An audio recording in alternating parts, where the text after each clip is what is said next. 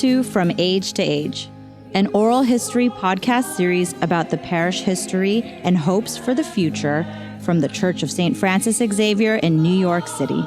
We're recording in the second floor parlor of our parish, and because of that, you may hear sirens, dogs, or a steady hum of construction. My name is Michelle Jung, and I'm a parishioner of St. Francis Xavier and a member of the Oral History Ministry. The Oral History Project was conceived to preserve the unique history of this church by inviting our longtime parishioners to share their personal stories with a newer generation, illustrating why this parish is distinctive, unique, and a very special place.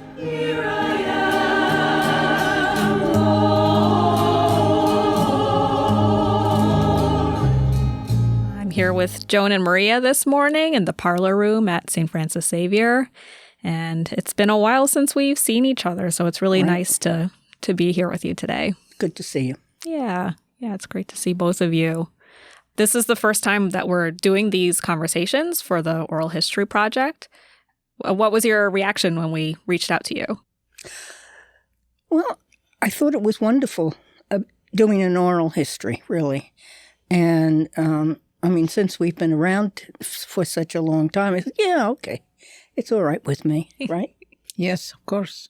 How did you find Francis Xavier, back then? What was it like when you first came to Mass or came to the building? Well, we were coming sporadically to the Dignity Mass in the evenings and Saturday evenings, and we have two very good friends, very old friends of mine, Anne Sheridan and Frank. And we were with them one day, and they said, come, we're going to show you our church.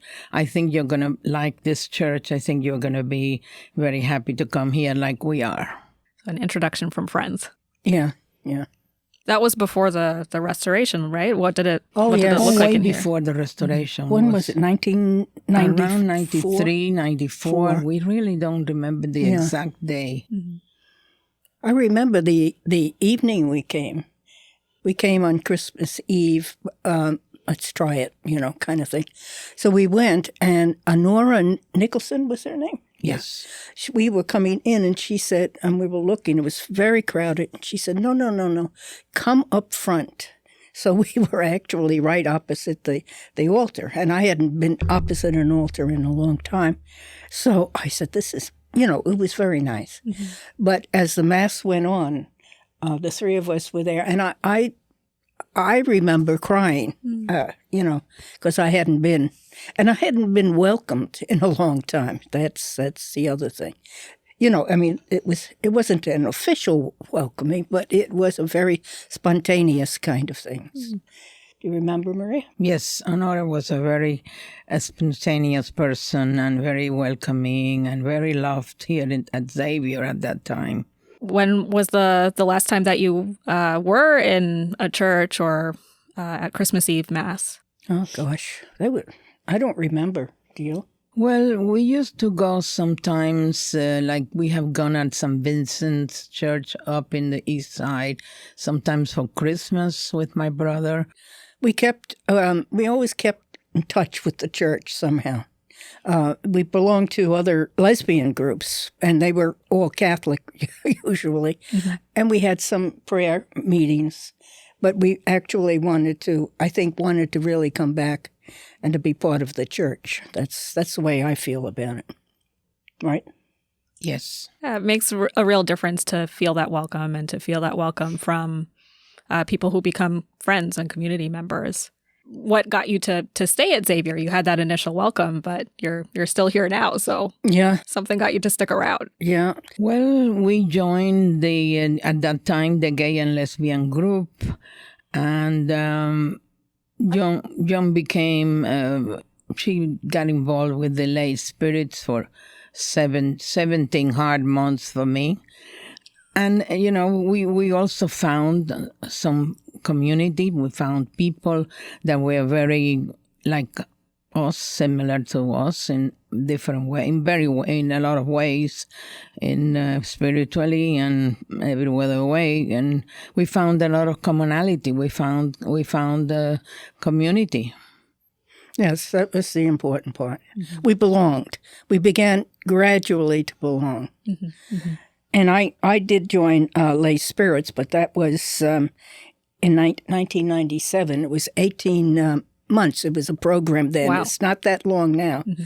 So, but it was a wonderful experience because I think there was about 10 people in the group, and we stayed together pretty much. And we met once a week, right? You remember? She used to get mad. And we, and then we went away for a retreat, and then we went to what was the name? A week-long retreat at Linwood. Linwood. We went to Linwood.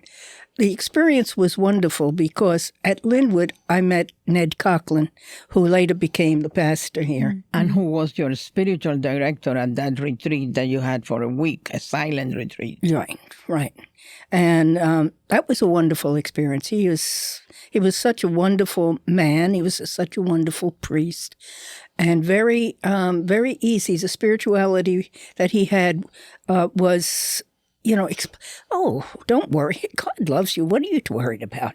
Kind of thing. Mm-hmm. So it was a very wonderful experience. Now, Maria didn't go. I wish she had joined the group, but she didn't at that time. So it was just my experience. What inspired you to get involved with Lay Spirits, especially if it was causing some friction at home? I'm not really sure. I think it came up, and I said, why don't we join? And Maria didn't feel like joining at that time. She's not into that. Mm-hmm. So I said, well, I'm going to go. And we met, what did we meet? Once a month or once a week? You met once a week with your group, yes. Yeah. And it was men and women. So it was very interesting. Very, very vast difference. The experiences of the people were very different. And and then... after that year, that summer, we had to go to a retreat at Linwood, and that was a whole 10 days, I think. So that was fun. That was very nice to be there. That's when you met Ned. That's when I met Ned. Yeah. Before he became a pastor here. And I remember joining with one of the members, and we played tennis, but very silently because we were supposed to be on a silent retreat. So it was, it was just joyous in a way, freeing, very freeing. It's funny you say that because I feel like that's words I associate with Xavier, joyous and freeing. Yeah. And it sounds like that's been part of your experience also. Yes, yes. I feel like the spirit moves here. You move from one thing to the other. That's, you move. And you did, Joan. You participated in the ESL way back because that was terminated somehow. Yeah, long time Then ago. you became involved in mentoring the homeless. And you did that for a few years in the evening, once a week, I think it was. And that was interesting, too. Mm-hmm. Xavier offered a lot to really get you involved. And the spirituality wasn't overwhelming. It wasn't blessing yourself all the time. But it was participation in things and being with other people and sharing other things. So that's why I guess we stayed. We stayed. Seems like forever, but it is really worth it. And that's how we felt about Xavier. And Ned... he was here for 9 years, I think. When Ned came, he was very happy to see you because he knew you from the being we knew a each other. Spiritual director. So he was very happy, and it was a wonderful. He was a wonderful pastor. He was incredible, particularly for the gay and lesbian community. Ned Coughlin was a very, very, very. He was a tremendous preacher. He was so smart and. Things flew. He never had a little paper or anything. Things flew out of his head and the heart, of course, in such a way it was unbelievable. I said, oh my God, Ned, why don't you put a book out? Why don't you write that? No, he didn't. But he was just such a smart person, such a brave person. It was a wonderful experience being with him for all those years. Yes. Does any story stand out about something Ned said or an experience you had here? I remember one time, in the beginning, he was called down to the head Jesuit place, and they wanted to know, what is this lesbian and I gay think thing? it was the chancery with the cardinal. Oh, the cardinal too. Yeah. Okay. So he was called down because he was very, very supportive. Very, yes, we're all involved. Get involved. Yes, yes. And he said to them, and we know he said this because he told all of us. He said, "Where do you want them to go and worship?" They asked him, what do they want? Mm-hmm. He said to them, they want to worship. What do you want them to do? Where do you want them to go? So that was it. He never had any problem with that again. Mm-hmm. I mean, he made sense. He stood his ground all the time with the cardinal and all the hierarchies, the higher-ups. I know so much has changed and so much has stayed the same in the church over the years. Do you feel like that at Xavier as well? Do you feel like things have changed over the years? Well, I'll say life changes, but we had wonderful priests after that. We had Joe Constantino, who we are friends with, and I was thrilled to go to Cuba with him in a pilgrimage.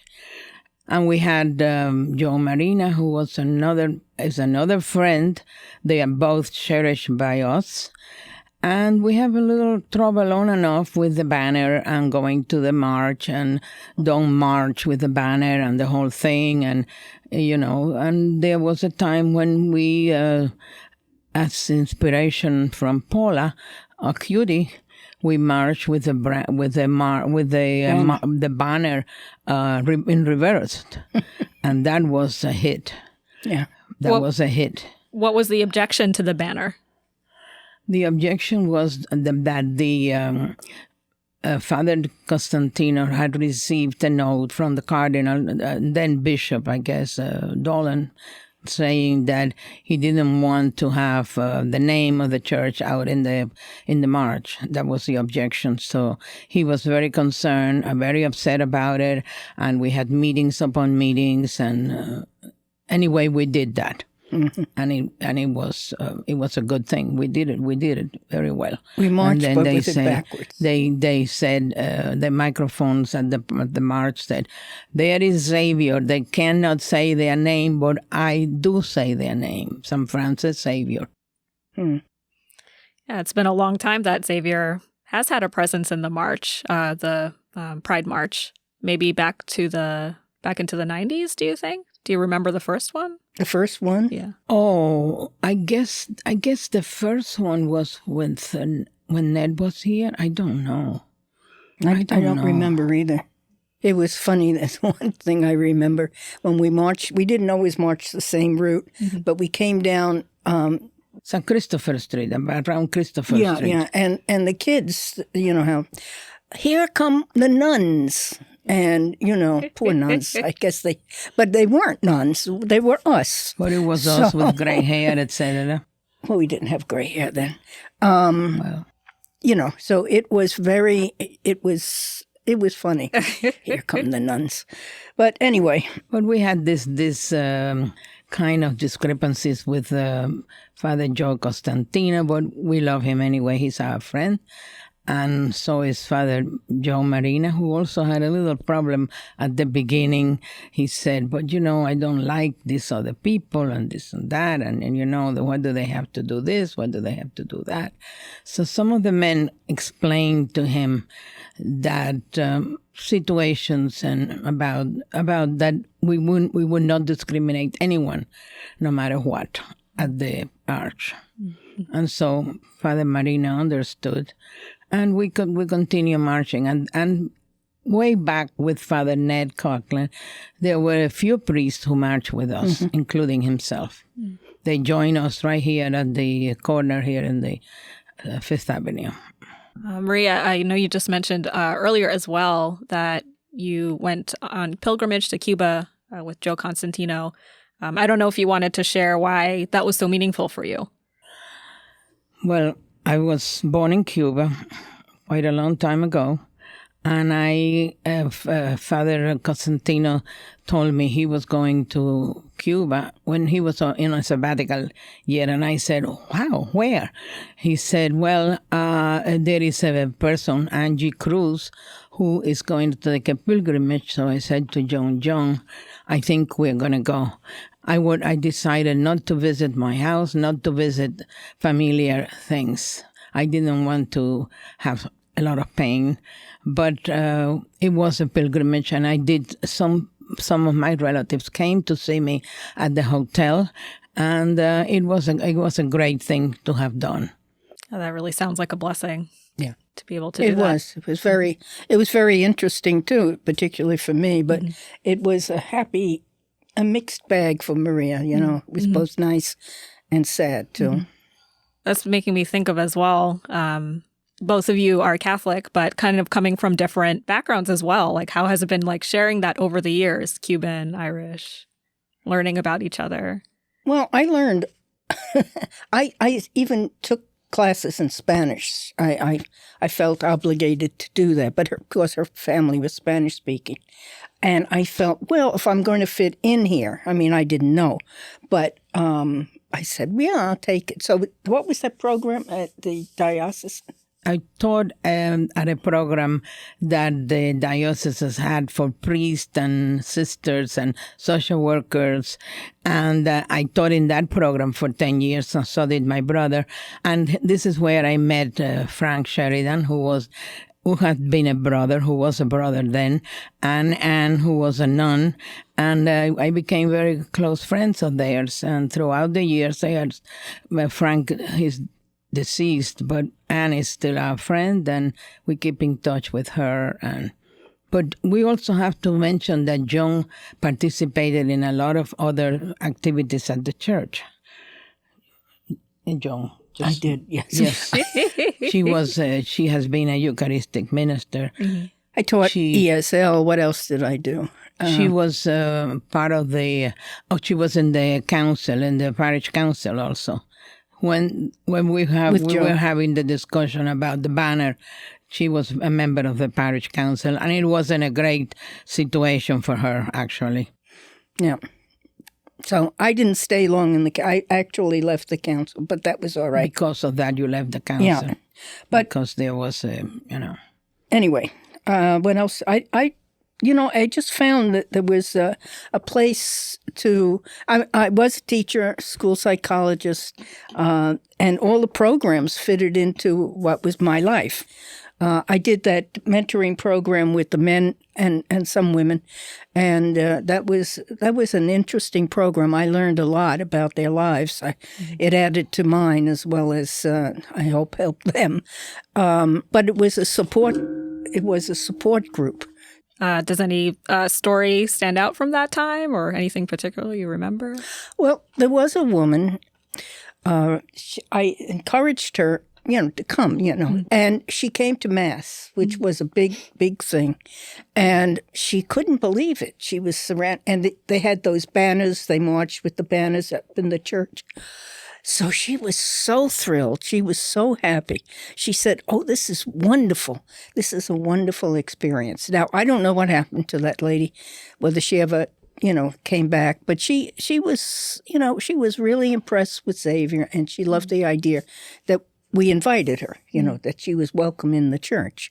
So before we forget, I don't want to forget that Joan has been was part of the retreat team that we had yearly. We had a retreat for gay and lesbians, and Joan was part of the team that prepared and did the retreat.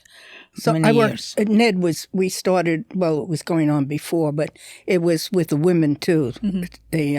And he was helping us with the retreat. So that's how I was comfortable to be part of it. I mean, I have no other training other than my skill, as a teacher. But anyway, we had a good time with that, and I stayed for quite a while. Got kind of tired of it after a while. I got old. I think that was it. I'm on the retreat team now, so yeah.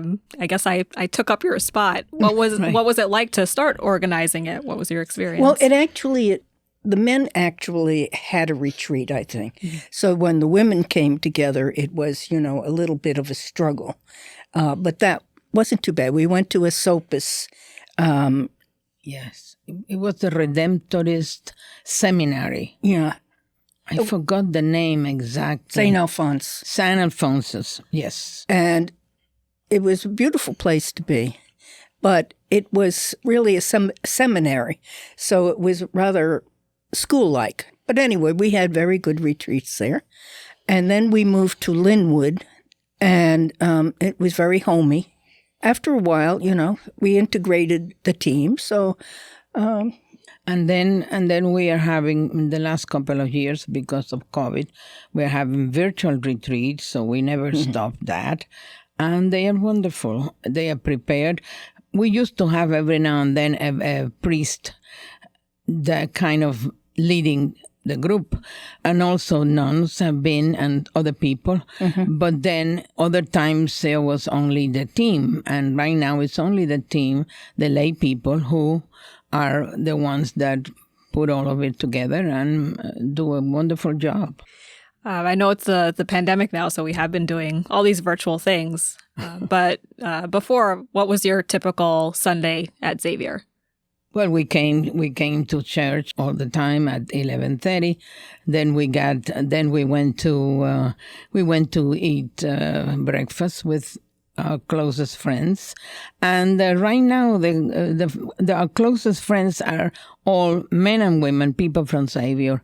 They are really our closest friends, our community, and a lot of these people are in the same situation. They have become friends with the community at Xavier, and we're very supportive. It's a very supportive community. Yeah. We keep together. That's a very tight-knit group here, I think. What do you think is important for, the coming generations to know about Xavier? What do you want them to remember? What I like is the community.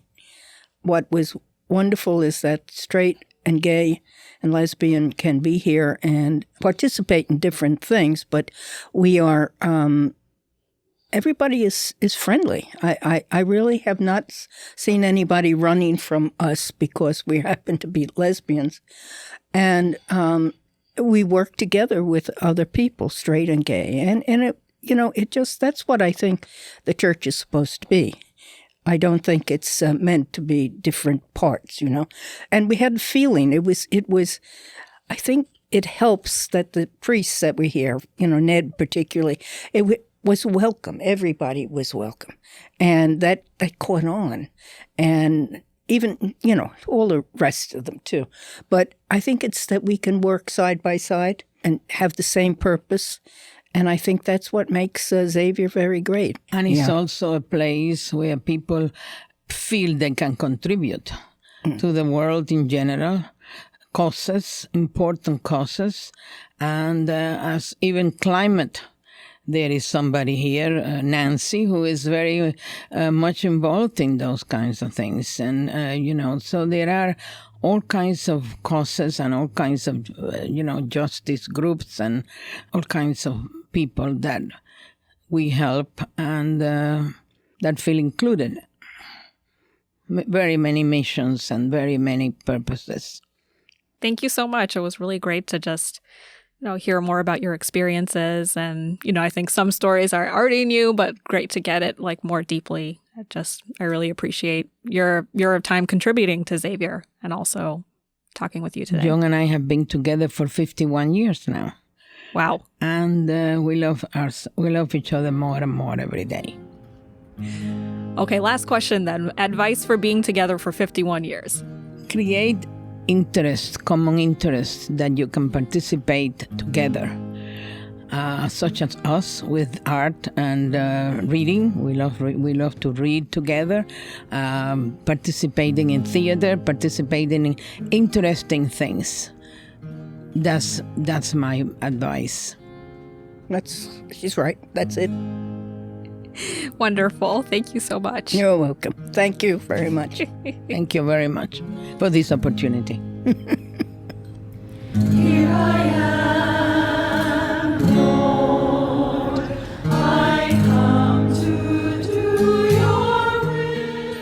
music you are hearing is provided by the Xavier Music Ministry. From Age to Age is produced by St. Francis Xavier Church in New York City. This episode was recorded and edited by Cynthia Bastidas of Semiite Productions. A special thanks to the staff of St. Francis Xavier and Father Ken. Join us on our next episode. To learn more about St. Francis Xavier, visit sfxavier.org and look for us on social media. All copyrighted music reproduced with permission of one licensed copyright, A-700530, rights reserved. Music reprint license number 944. From downtown Manhattan, we wish you a blessed morning, day, or night.